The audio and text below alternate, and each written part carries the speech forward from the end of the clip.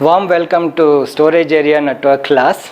Myself Dr. Lokesh MR, Professor, Computer Science and Engineering. Along with me, Professor Amrut, Assistant Professor, Information Science and Engineering, is handling the subjects called Storage Area Network. So now we are discussing about few concepts regarding the storage area network. In the storage, the first module we are storage architectures. Okay, what do you mean by storage architecture? That is the first class we have discussed. Second class we discussed about what are the components are available in the data centers that we have discussed. In the third class we have discussed about the data protections. How do we protect the data, like that. In the fourth things we have to discuss about intelligent storage systems. Okay, we have to discuss about intelligent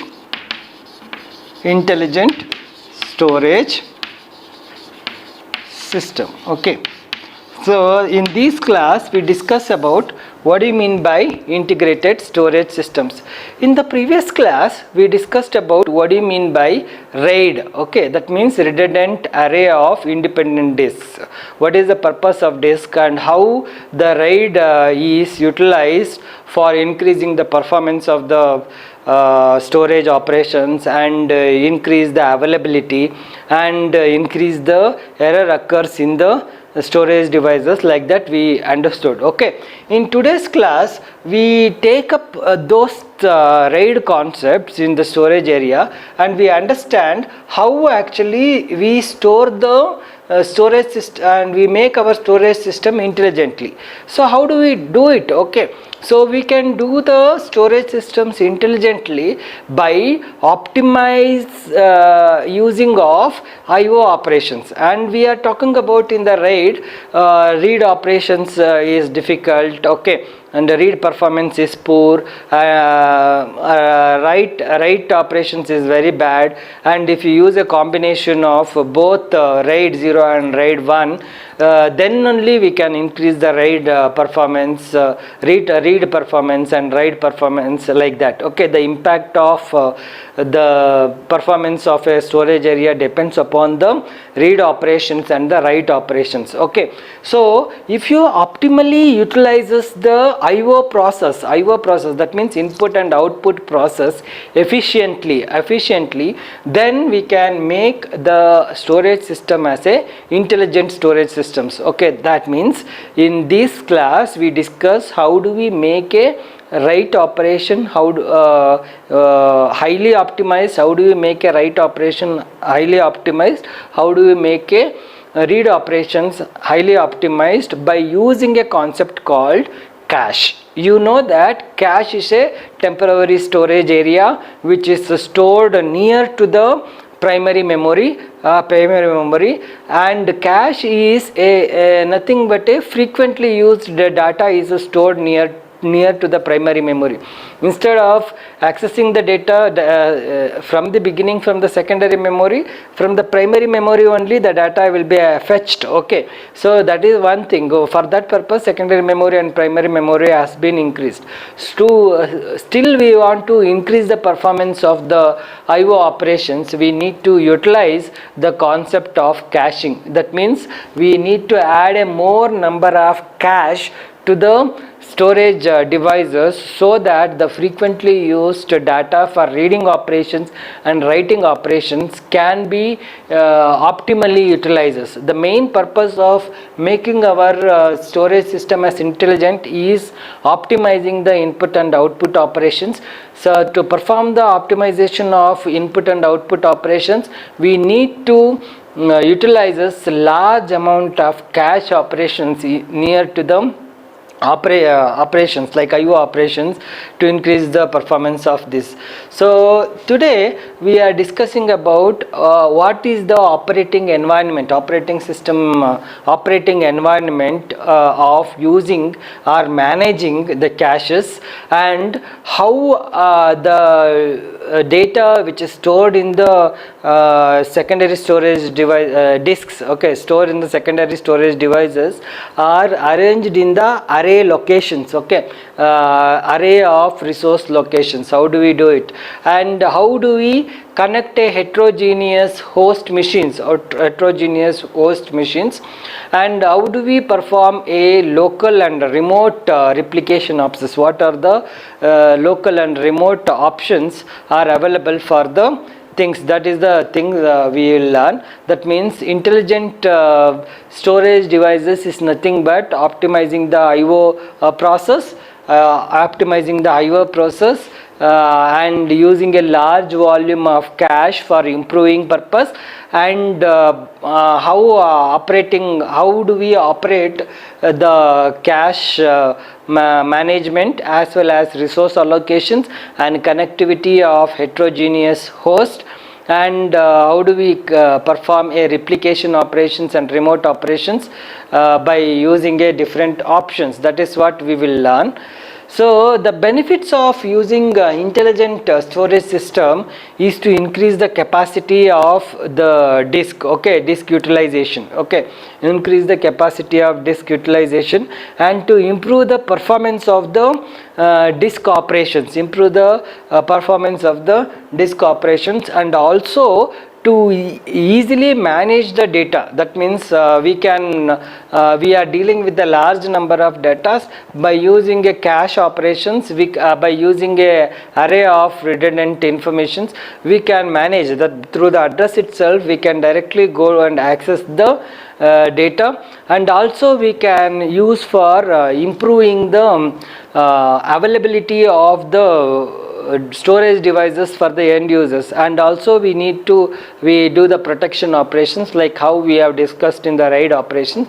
We use the RAID concepts for making availability and as well as the protections. By this we will increase the business continuity. If you make our storage devices 24/7, we can make we can enhance the business continuity by 24/7 without making any unavailability of data for the end users.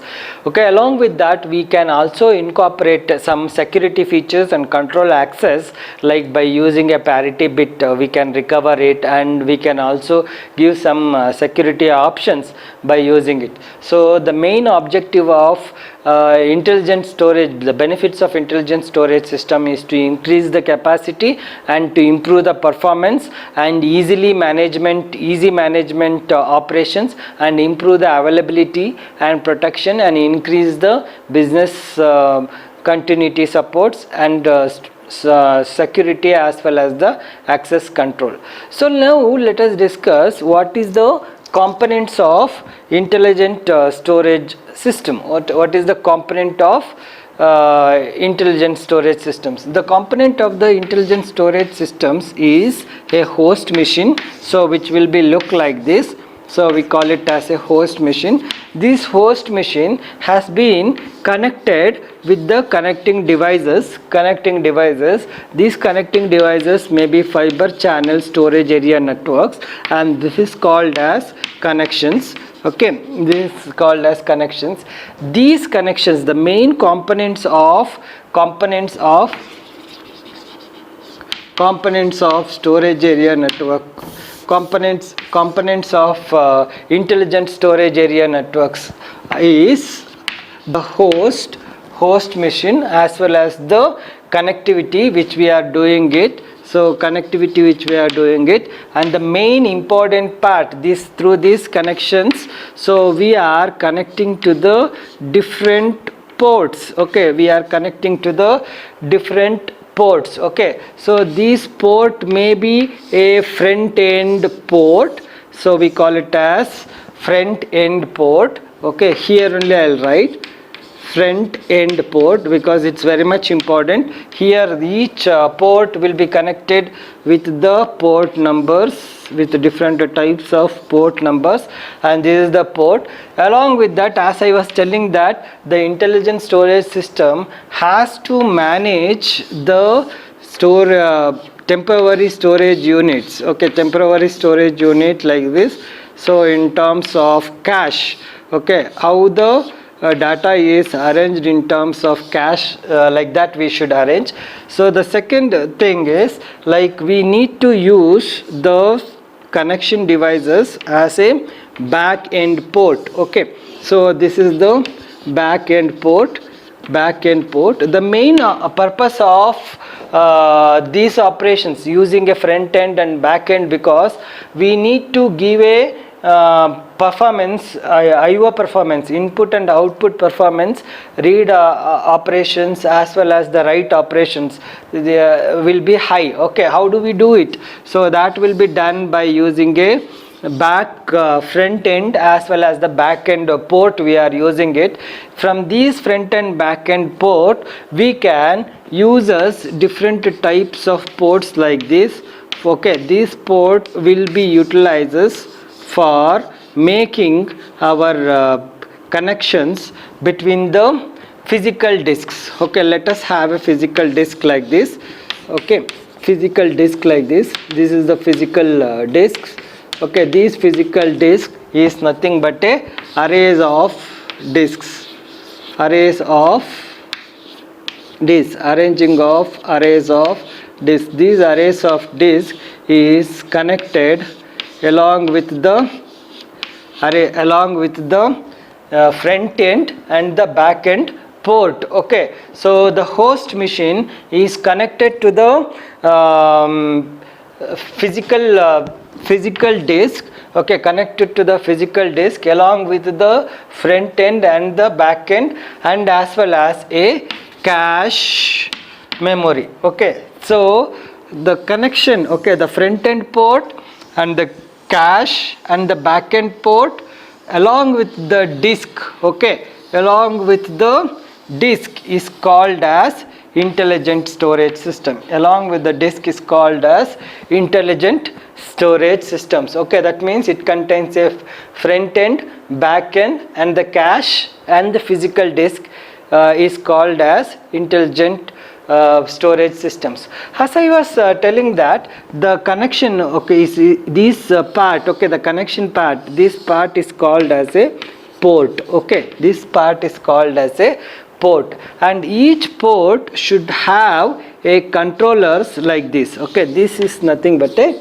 controller. Okay, so this is nothing but a controller, so which controls the port, and it will give the operations, read and write operations. Okay, so these read end, okay, in the read end, the whenever the write operations and read operations is done, okay, assume that you want to write a data from the host machine to the physical disk. Okay, so the front end operations will be used. Okay, front end operations will be used. That means the IO operations utilizes these type of operations. That means like the data is parallelly, it is in the form of queuing in shape. Okay, that means it performs a queuing operations. That means keeping the data and transferring the data to a different ports parallelly, and these parallel ports is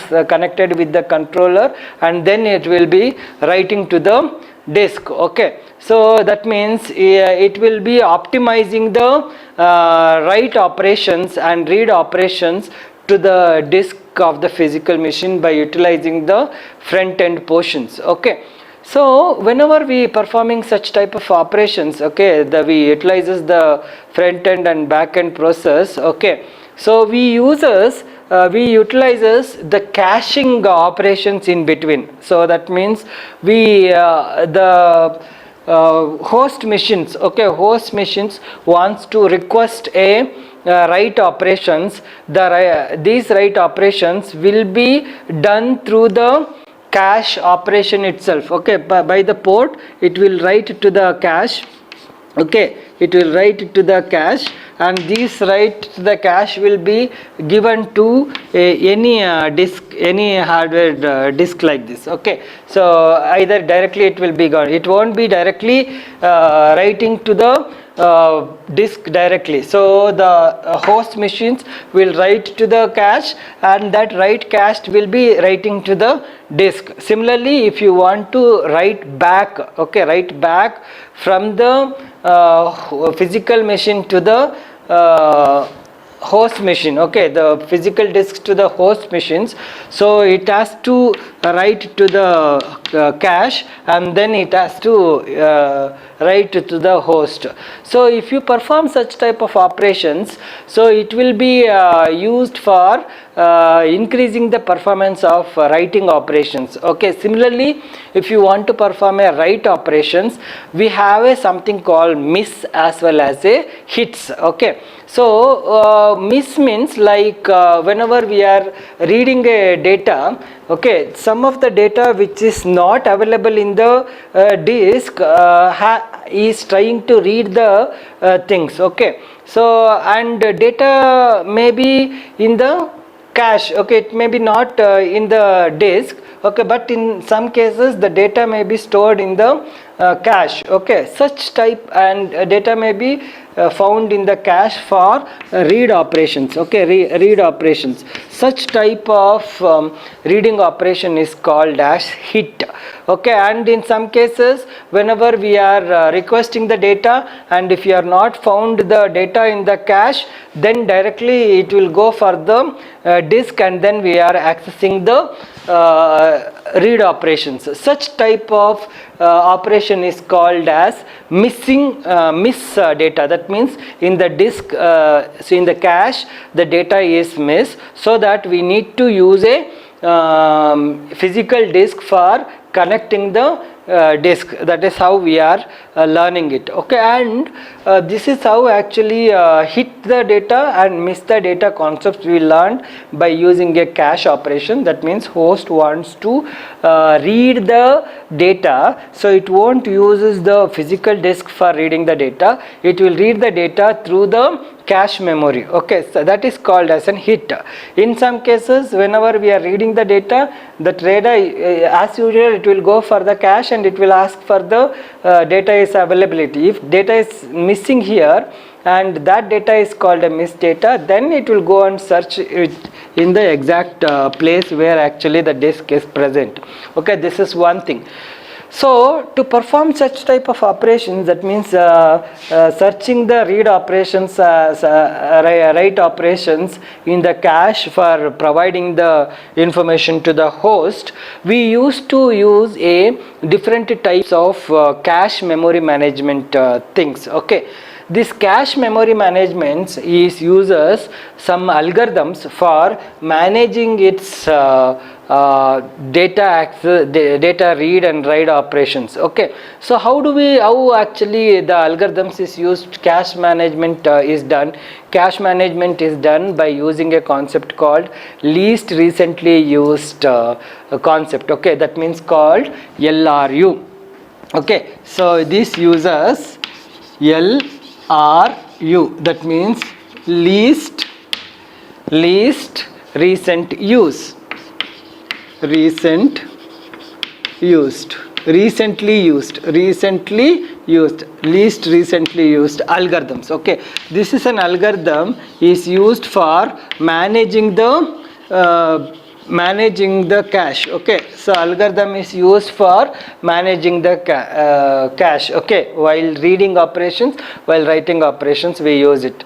So least recently used means like this is an algorithm where it will keep track of least used data has to be pushed back to the end of the cache, so that if it is reading from the beginning, it will be read. Okay, from the 0th location it will read. The things which is not demand from the host will be pushed at the last. Like that we are arranging the data in the cache to pushing to the last, so that we can discard the data at the end if it is not requested by the user, so that the clearing of a cache also will be done if you are making that concept, this is one algorithm we are using it. Least recent used data is pushed to the last row, so that we can remove that data and we can increase the performance of the cache. So the one more thing is most recently used data. Okay, most recently used data. Okay, so that means the most recently used data, whether it is the data which is requested maybe in the nth place or in the different places, those data has to be pushed in the beginning, and then we have to use that data while accessing the things. That means most used data will be keeping track in the nearby things only. So that is the second algorithm we are using. So cache memory management uses two types of algorithm. One is least recently used algorithm, another one is most recently used algorithms for managing their data. Okay, so these data, we have one more thing of algorithm is nothing but a watermark. Okay, so what do you mean by watermark? Watermarking algorithm is the algorithm is the of the data which is not used. Okay, which is not used. Okay, that means we just keep track. Okay, so whether these many number of cache is been utilized or not, whether the cache memory is utilized 100% or not, so whether the cache memory is uses half watermarking or not, whether the cache memory is used lowest watermarking or not. Like that, the different types of levels of filling of watermarking will be tracked, so that it is easy for to clear the caches and to access new IO operations. That means if you are using the IO operations by using least recently used and most recently used, some data has to be varied here and there, and it will be a distributed. To overcome that, we are using a watermarking problems, that watermarking operations. That means we keep track of the level of utilization of the cache, and we will refresh it or flush it. Okay, and we utilize the things. Okay, next thing is, how do we make this cache to be utilized efficiently? So to perform that operations, as I was telling, that we are making a watermarking by keeping the track whether it is 100% utilized, whether it is utilized half, whether it is utilized low watermarking, like that. So we can also make a mirroring of it. Okay, we can divide the things into different sectors and we can make it a mirroring operations. That means the few locations will be used for the read operations and the few locations are used for the write operations, and we allocate independent slots to each cache memory for making the read operations and write operations. And also, if any if we are dividing the things into two different groups for read operations and write operations, and once again we can slice these things and we can make a copy of it. Okay, some of the copy we can keep it in recent places.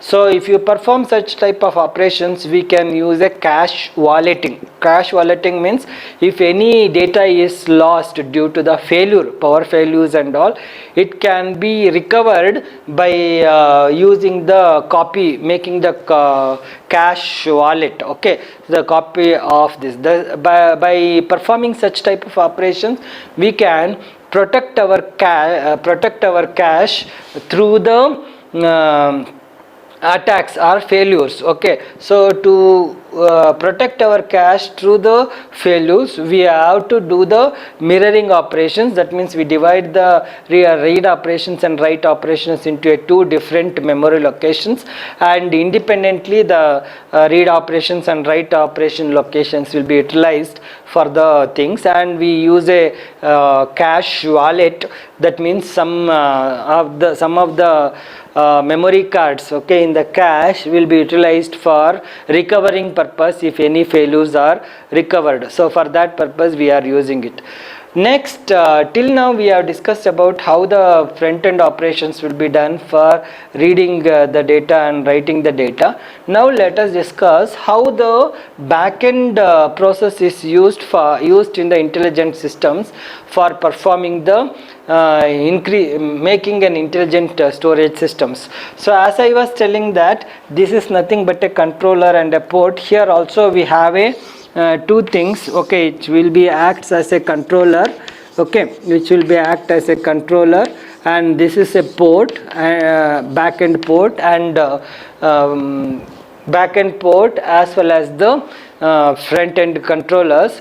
This back end port and front end controller is directly connected to the disk, okay, and these physical disk. So whenever we perform any operations, read operations and write operations in the physical disk, we use a concept called logical volume unit, okay, logical volume number, okay, logical unit number, okay, logical unit number. We are not directly checking with how many number of physical disks are available.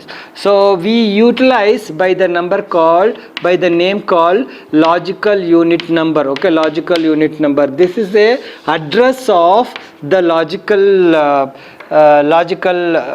physical, it is the address of physical disk present in it. That means it contains a address of how many number of disks are present, how physical disks are present, what is the volume of the physical disk, okay. So and each volume of the physical disk will be given a unique ID number by the name called logical unit numbers, okay. Whenever the back end port is interacting with the physical disk, so it won't directly interact with the physical disk, it will be interacting with the logical unit number through the logical unit numbers. These logical unit numbers will be assigned as 0 logical unit number 2, like that.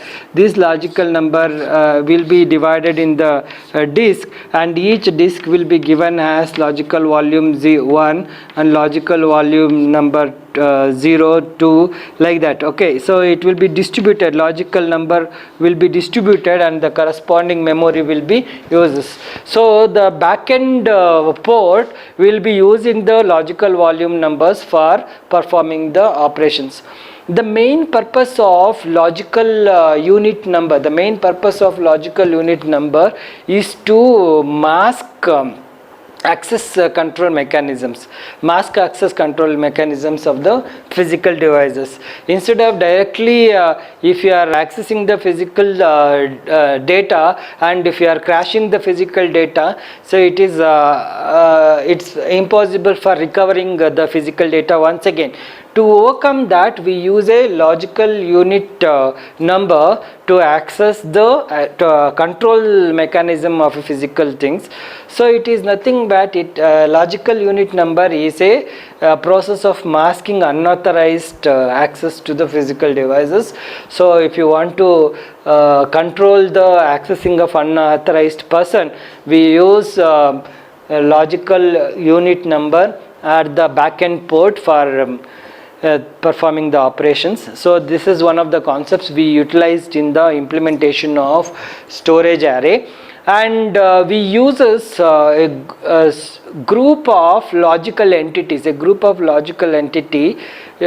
make logical unit, okay, logical unit. That means each logical unit will be assigned to a each host will be assigned with the logical unit 0 and logical unit number 1, like that, okay. So depends upon the logical unit number we can access the particular disks, okay. So in the higher end storages, means like if you want to make our storages as an high end storages, we need to provide a input and output operations, IO services to all the paths. Okay, it's not only one path. We have to provide the high end array of input and output operations, either in the input as well as the output at the high end. So for a large capacity of arrays, along with that, it should contain a huge number of cache. Okay, it should contain a huge number of cache, and these cache should be incorporated with the fault tolerance operations. Okay, fault tolerance architecture, it has to be developed with the fault tolerance operations, and there should be a multiple end ports for supporting for the different protocols to connecting for the host machines. And if any new devices wants to add to the host machines, it should have a option of adding a new devices to the ports. Okay, and to increases the performance of scalability. That means if you are using a large number of if you want to add a new host machines to the port, it should have an option of adding to it. That means scalability should be increases, and parallelly the concurrent between the input and output, okay, has to be managed. That means whatever the input, it has to be given, at the same time the output has to be taken. Okay, like that, developing the intelligent storage systems for the high end has to be managed, along with making a large capacity of data, and managing the high cache for a host for providing the services, and providing a multiple front end port and support interfaces, and support for the scalability operations, and handling concurrent input and output operations. So we have to manage. Okay, this is how actually we are implementing a intelligent storage systems. Okay, implementing a storage system for high end storage systems. For high end storage systems like large scale enterprises, we need to use this by using the parameter which I have discussed. Okay, for a mid-range storage systems, like we instead of having a high concurrency between the input and output, and fault tolerance operations is incorporated, and cache is managed to the cost is also will be high. To overcome those things, we have one more storage system by the name called mid-range storage systems.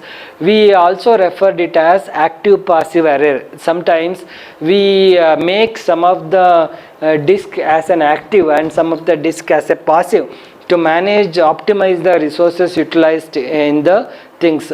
Whenever we performing such type of operations, the IO performance also can be working along with the active parts only. That means here also the performance will be reduced. Only active part only be highlighted, and passive parts will not be remains inactive. That means, so instead of working all the paths parallelly similarly, so we make an active, first two part as an active and the other two part as a passive, and power management also will be done, and resource management is also done. If we are not using the if we are not want to use the intelligent storage system has a high performance, for a mid-range we can control like this. So these type of things, whenever we performing dividing the some active and passive, so the controller which we are using should also be divided into a two controllers.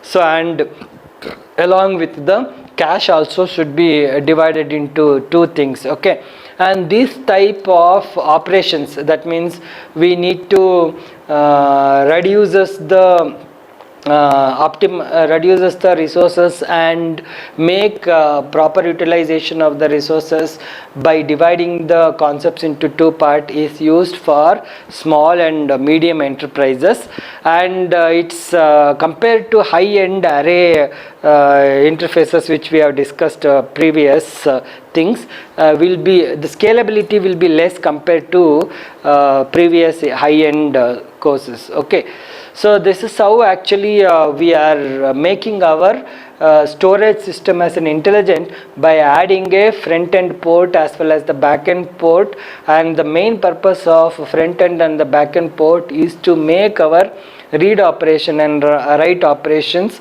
higher. Okay, as well as along with that we have to manage the caches. Okay, so and to manage the cache we have to understand different types of concepts like least recently used algorithms and most recently used algorithms and watermarking, like that. And we understood that if you want to make our